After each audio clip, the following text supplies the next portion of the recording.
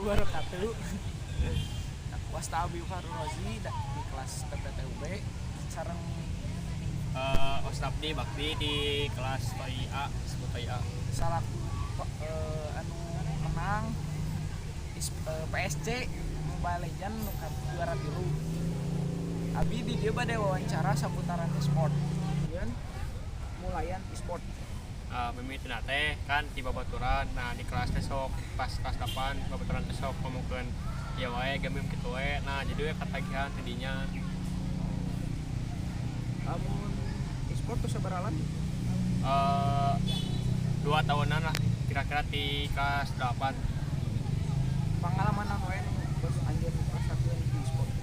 Multi sport mah pernah di lomba-lomba. Nah nu kamari alhamdulillah teh juara 3 gitu. Ai eta menang e-sport teh dapat naon unggul? Kan karek kamarinya menang juara gitu. Nah kamari teh menang piala jeung duit kan can cair duit mah. Namun anjeun main game teh biasana sampai bisa sabaraha jam atau sabaraha hari? Nah mun baheula mah mun main game kitu nya nepi ka 5 jam tak keur puncak-puncakna keur puncak-puncakna main gitu. Tapi mun aya namanya setengah jam lah cukup setara main deui. Naon tanggapan anjeun tentang e-sport buruk dina pandangan masyarakat? Naon tanggapan hidup burukna e-sport di masyarakat? Mun tanggapan urang mah nya burukna teh gitu.